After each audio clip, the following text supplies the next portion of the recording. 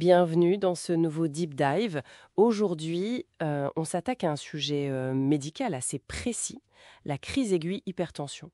On a des sources médicales qui résument bien la situation et notre mission, si on peut dire, c'est de démêler ce qui fait la différence entre une grosse poussée de tension et puis une urgence vitale, vraiment. Oui, c'est tout à fait ça. C'est une situation clinique où la rapidité d'analyse est essentielle. Il faut vraiment comprendre, est-ce qu'on est face à une simple élévation ou est-ce que les organes sont en danger? Clarifions un peu les définitions alors. Hypertensive, qu'est-ce que c'est exactement d'après nos sources? On parle d'une tension qui monte très vite, pression artérielle systolique, la passe, à 180 ou plus, et la diastolique, PAD, à 110 ou plus. Mais le point crucial, c'est ça. À ce stade, pas de souffrance viscérale aiguë. C'est bien ça? C'est exactement la distinction fondamentale avec l'urgence hypertensive. Les chiffres de tension peuvent être les mêmes, très hauts, 180, 110 ou plus. Mais dans l'urgence, cette hypertension s'accompagne de signes clairs qu'un organe souffre. Ça peut être le cerveau, avec un AVC, une encéphalopathie, le cœur, avec un infarctus, un œdème aigu du poumon, ou les reins qui lâchent. Et là, la prise en charge doit être immédiate pour protéger ces organes. D'accord. Et les sources mentionnent aussi une forme encore plus grave, non? L'HTA maligne, l'hypertension artérielle maligne. Si j'ai bien suivi, là, c'est carrément des lésions tissulaires étendues, surtout au niveau des petits vaisseaux du cerveau, des reins, des yeux. Exactement. L'HTA maligne, c'est une forme particulière d'urgence hypertensive, souvent très sévère, avec des atteintes multiples. Mais revenons sur la distinction crise-urgence. Comment on les repère concrètement, ces fameux signes de souffrance viscérale? Qu'est-ce qu'on cherche? Alors, les sources insistent bien là-dessus, il faut activement chercher certains signaux. Par exemple, des signes neurologiques, maux de tête très forts, inhabituels, confusion, troubles de la vision, peut-être même des signes d'AVC. Tout à fait.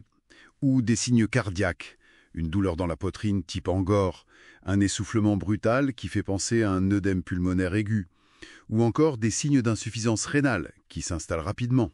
Et le Fondaille, vous l'avez mentionné, c'est systématique. Disons que c'est un examen clé, surtout si on suspecte une HTA maligne. Chercher l'œdème papillaire, ce gonflement au fond de l'œil, c'est très important. C'est un signe objectif de la pression intracrânienne élevée. Il y a aussi la rétinopathie hypertensive de stade 4. Après, il y a aussi des signes plus généraux, grosse fatigue, soif intense, parfois même des nausées, vomissements. Mais ce sont vraiment les atteintes d'organes qui signent l'urgence. D'accord. Une fois qu'on a confirmé cette tension très élevée, 180-110, quels examens on fait pour justement évaluer ces potentielles atteintes d'organes? Le bilan est assez large au début. D'abord, évidemment, un électrocardiogramme, l'ECG. Souvent complété par un dosage de troponine si on suspecte un problème cardiaque. Ensuite, la fonction rénale, urée, créatinine, indispensable. On regarde aussi l'ionogramme sanguin, pour le potassium notamment, une hypokaliémie c'est possible, une numération formule sanguine, un bilan d'hémolyse parfois, parce qu'une anémie particulière peut se voir dans l'HTA maligne, et puis une radio du thorax, ça peut aider aussi. Logique, oui. On cherche les preuves de dégâts, en fait. Et ensuite, pour le traitement, j'imagine que ça change radicalement si c'est une crise simple ou une urgence. Ah oui, complètement. Pour l'urgence hypertensive, le but c'est de faire baisser la tension rapidement, mais attention, de façon contrôlée, faut pas la faire chuter trop brutalement non plus. Les médicaments de choix sont souvent en intraveineuse pour agir vite. Les sources citent par exemple la nicardipine, le Loxène, qui est un anticalcique, ou l'urapidil, un alpha-bloquant. Mais il y a des cas particuliers, j'ai vu. Si c'est le cœur qui est touché, un œdème aigu du poumon par exemple. Oui, tout à fait. Dans ce cas, ou s'il y a un syndrome coronaire aigu, on va plutôt préférer les dérivés nitrés, toujours en IV. Et puis il y a le cas très spécifique du phéochromocytome. Cette tumeur surrénale, là, c'est une association d'alpha et bêta-bloquants, comme le labétalol IV. On adapte vraiment à la situation. Et pour la crise simple, sans atteinte d'organes? Là, on est moins dans l'urgence vitale immédiate. On peut souvent gérer avec des médicaments par voie orale.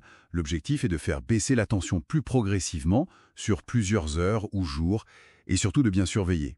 Donc, pour résumer, une tension très très haute, c'est toujours un signal d'alerte sérieux, mais la clé, c'est vraiment de chercher s'il y a des signes que les organes souffrent. C'est ça qui va déterminer si c'est une crise simple ou une urgence, et donc comment on traite. C'est exactement le message principal. L'évaluation initiale doit être rapide, précise, pour justement faire cette différence. Repérer les signaux d'alarme d'atteinte viscérale, c'est fondamental pour le pronostic du patient. Monique, qu'est-ce qui peut bien déclencher soudainement une crise aiguë comme ça, ou même une urgence? Quels sont ces facteurs précipitants? Ça mériterait sans doute qu'on s'y attarde une autre fois.